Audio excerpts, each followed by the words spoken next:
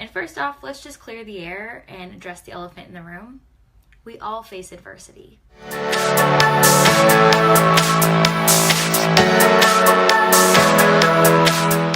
Welcome back. So I know that most of you usually tune in here for our live streams a little bit more focused on technical business speaking story stuff. Today we're going to go a little bit broader than that and hope to hit you in the places that are making us maybe a little uncomfortable, things that are happening in our personal life or just behind the scenes in our business that we're a little uncomfortable talking about. And that's the ugly stuff, the adversity that we're facing. And first off, let's just clear the air and address the elephant in the room. We all face adversity every single day, good, bad, some more than others. And you know what? That's okay.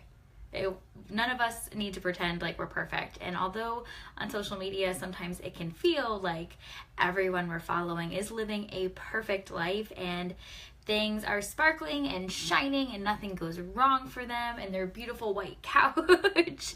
But the reality is that's their highlight reel, and behind the scenes, they're probably facing a lot of really difficult stuff. So today we're going to talk about the first thing we need to do when we're facing adversity so that we can really just punch it in the face and get moving. And it's not always the easiest part. So if you're anything like me, a human, the first thing you probably do when you're facing something difficult, when you have that moment where you feel like everything is broken, our initial instinct is to do anything we can to put it back together. We just want to fix it. By nature, we try to fix things when they're broken, right? But just like when something goes wrong in our life or in our business, it's not just as easy as putting the pieces back together. If my 3-year-old knocks a glass off the counter and it's shattered into a million pieces, there's no way I can pick those up and somehow glue them back together. I mean, I could try, but it's certainly not going to look the way it did before, right? So the first thing we need to do is acknowledge that we can't go back to the way things were before. Once something is broken in our life or in our business, it's time for us to take a second and just take a deep breath and give ourselves the space and the moment to process this, not to initially just propel ourselves into the I need to fix this mode. I need to grab all of these broken pieces and figure out how to force them back together and how to make this the way it was before.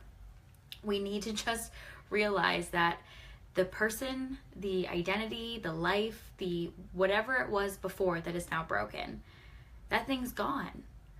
And it has been changed in some way, shape, or form, for better or for worse. When we go through difficult things, some of them are really hard, earth-shattering, and life-changing. But some of the things that seem really difficult, like a splinter, and it seems so small, but it's just so irritating, those can be some of the most annoying and frustrating because it's hard to let them go. When we have that paper cut, that splinter, this wasp bite that doesn't want to go away from last week. Those little annoyances sometimes can be the most destructive in our life and business. So if you maybe had that launch that didn't go well, stop trying to force it.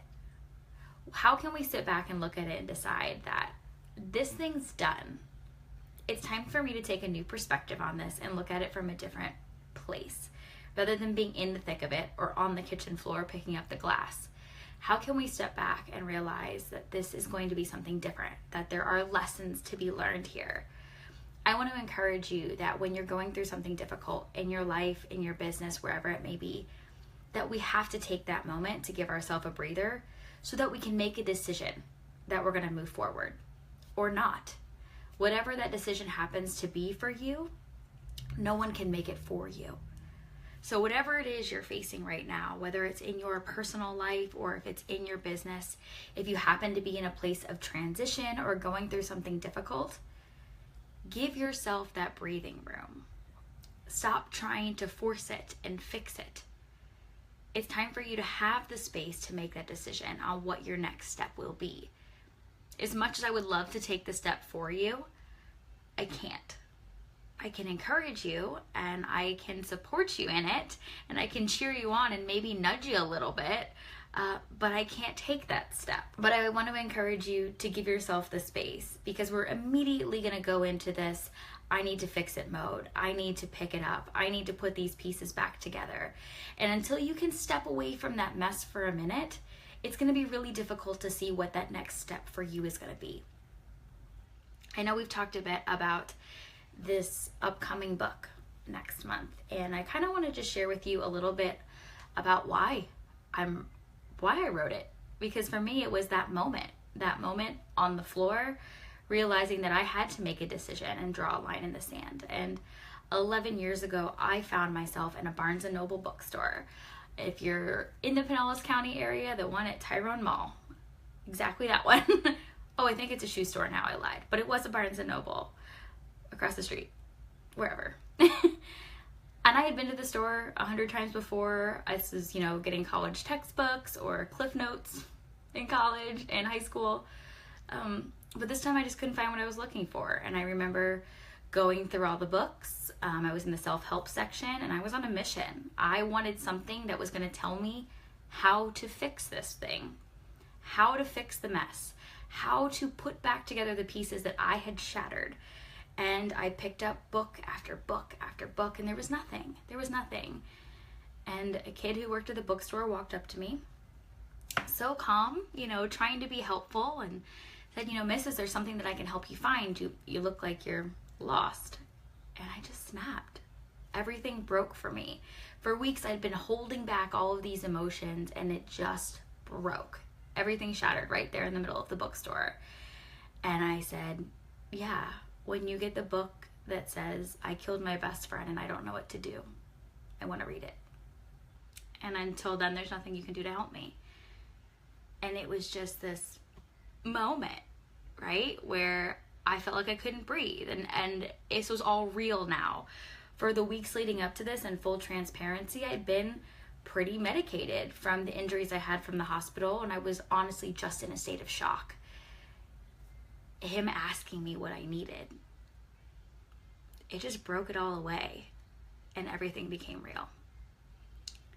And my mom came over, and she found me hysterical and calmed me down, and asked Jessica, what's going on? Why are you so upset? What's happening? And I explained to her, I'm like, there's books for everything here. For losing your child, for losing your parent, through anything I could think of. Everybody else's problems could be solved. But I couldn't find anything. There was nothing to tell me how to fix this. And a big part of me just felt like there is no fixing this. My story ends here. And she was so calm. My mom just looked at the bookshelf and looked at me and told me that if I couldn't find something there, that maybe I would have to put something there. And here we are, 11 years later, getting ready to put that book on a shelf. And it's crazy. But it wouldn't have happened. I wouldn't have put the words on paper. I wouldn't have gone through all of this. I wouldn't have spoken to, I don't know how many young adults, if that day I hadn't made a decision. If I didn't draw a line in the sand and decide that my next step was not going to be to try to force the pieces back together. It was not going to be to try to pick all of this up, but it was going to be just to survive. My next step was going to be to make it through this, no matter what, only to be able to tell someone else it was possible. Putting a book on that shelf, being able to instill hope in others when I didn't always have it myself, would be the thing to keep me going. It wasn't the normal route. It's probably not what most people would have done, but it was clear as day that that was my next step. Whatever it is that you're going through or that you will be faced with, whatever difficulties and roadblocks and adversity is going to be put in front of you, don't force it back together. Step away from it for a minute and make your decision.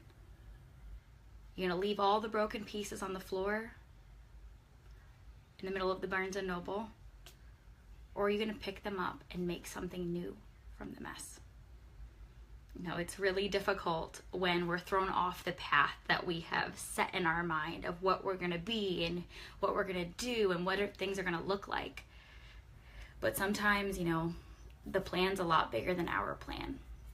So give yourself the space and don't be afraid to breathe a little and take an unconventional path.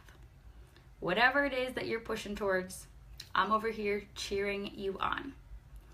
Next week, I'm going to talk a little bit about the next step once you make that decision. So that's kind of your accountability, that by next Thursday, I kind of need you to know what your next step is. Deal? See you then.